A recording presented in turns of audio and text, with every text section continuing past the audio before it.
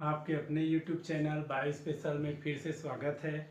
आज हम अनुवांशिकी जेनेटिक्स के एक महत्वपूर्ण टॉपिक कोडामिनेंस के बारे में डिस्कस करेंगे, चर्चा करेंगे। कोडामिनेंस को हिंदी में सहप्रभाविता बोलते हैं। सह मतलब साथ साथ और डोमिनेंस मतलब प्रभावी होना, लक्षणों का दिखाना। तो को मतलब होता है साथ साथ, डोमिनेंस मतलब प्रभावी होना। साथ साथ जब एक लक्षण के दोनों विपर्यायी क्या होते हैं, अपना लक्षण दिखाते हैं, तब इसे को हम बोलते हैं सह प्रभाविता, कोडोमिनेंस। को मतलब साथ साथ, डोमिनेंस मतलब प्रभावी अर्थात लक्षणों को दिखाना साथ साथ। चलिए यहाँ पर एक लक्षण लिया गया है, यहाँ पर एक लक्षण लिया गया है जो कि colour gene in cattle, cattle के इसकी जो मवेशी होते हैं उनके त्वचा के रंग का जो निर्धारण करने वाला जीन होता है उसको लिया गया है। यहाँ पर एक कैटल जिनके एलील इस रूप में है, कैपिटल फॉर्म में है, और एक कैटल, एक मवेशी जिनके एलील इस रूप में है, अर्थात ये रेड कलर वाला है, रेड कलर वाला कैटल है। ऐसा कैटल, ऐसा मवेशी जिनके त्वचा का रंग लाल है उनको लिया गया, और ऐसा मवेशी जिनके त्वचा का रंग सफेद है उनको लिया गया है। जब ये इनके मध्य क्रॉस कराए तो F1 पीढ़ी में, प्रथम संतानी पीढ़ी में रोइन कलर मिलता है।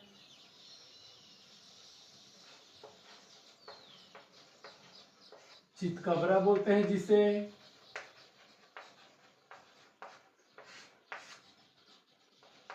ये चितकबरा रंग मिलता है, जबकि मेंडल के नियम के अनुसार ये लाल रंग मिलना चाहिए था, जो कि मेंडल के नियम से विचलन प्रदर्शित कर रहा है। F1 पीढ़ी में, F1 पीढ़ी में,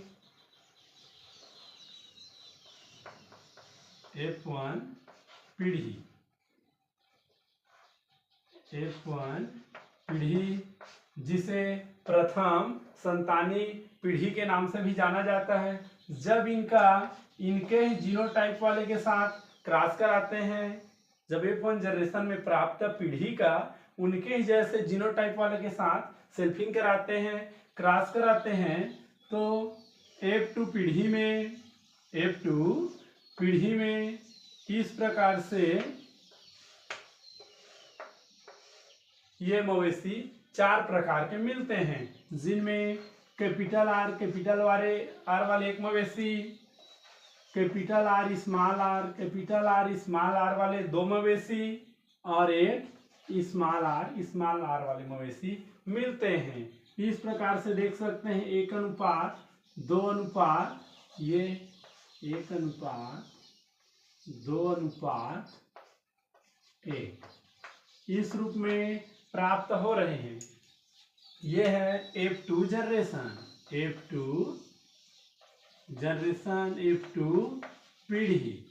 तो यहाँ पर जब F1 पीढ़ी में प्राप्त संतति का उनके ही जैसे जीनोटाइप वाले के साथ क्रॉस कराए, तो F2 पीढ़ी में जो लाल है, चितकबरा है और सफेद है, वो 1:2:1 में प्राप्त होते हैं। इनका फिनोटाइप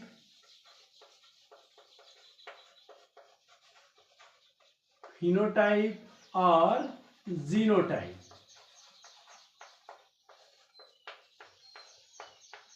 एक जैसे ही प्राप्त हो रहे हैं, जबकि मेंडल के नियम के अनुसार ये फिनोटाइप जो है 3:1 प्राप्त होना चाहिए था, और जीनोटाइप 1:2:1 प्राप्त होना चाहिए था। उनमें भी यहाँ पर देख सकते हैं कि फिनोटाइप में एक जो मवेशी मिला है उनके त्वचा का रंग लाल दिखाई दे रहा है, और दो मवेशी के त्वचा का रंग चितकबरा रोइन कलर दिखाएगा, और एक जो है सफेद दिखाएगा। अगर इनके जीनोटाइप को देखेंगे तो एक मवेशी शुद्ध लाल मिलेगा, 2 मवेशी चितकबरे वाले मिलेंगे जो हाइब्रिड रूप में मिलेंगे, और एक मवेशी शुद्ध सफेद मिलेगा।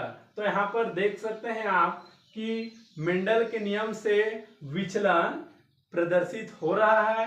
ऐसा ही मेंडल के नियम से विचलन मनुष्य में जो रुधिर वर्ग होता है उनके जीनोटाइप IA और IB ये दोनों दर्शाते हैं, और IA IB दोनों अपना लक्षण दर्शाते हैं। और इस प्रकार से ये सहप्रभाविता मनुष्य के रक्त समूह में भी दिखाई देने को मिलता है, जो कि एलील IA और IB के बीच में पाया जाता है। और दोनों अगर रहते हैं तो अपना लक्षण दोनों दिखाते हैं और रक्त समूह को बना देते हैं AB वर्ग। इसको हम लोग आगे और डिस्कस करेंगे। बाकी आज का ये कोडोमिनेंस अच्छे से समझ में आ गया होगा। को मतलब होता है साथ साथ, डोमिनेंस मतलब प्रभावी होना। जब एक लक्षण के दोनों भी पर्यायी अपने लक्षण साथ साथ दिखाते हो तब इसे ही हम सहप्रभाविता कहते हैं। इसमें मवेशी के त्वचा का रंग निर्धारण करने वाला जीन लिया गया है, जिसमें एक मवेशी के त्वचा का रंग लाल है और दूसरे मवेशी के त्वचा का रंग सफेद है। जब इनके बीच में क्रॉस कराते हैं तो एक पीढ़ी में मेंडल के नियम के अनुसार त्वचा का रंग लाल वाले मवेशी मिलने चाहिए, लेकिन यहाँ पर मिलता है रोइन कलर, चितकबरा कलर। इस प्रकार इनके ही जैसे जीनोटाइप वाले के साथ क्रॉस करा दिए तो F2 पीढ़ी में जीनोटाइपिक और फिनोटाइपिक जो रेशियो है वो अलग अलग आ जाता है, जो मेंडल के नियम से विचलन दिखाता है।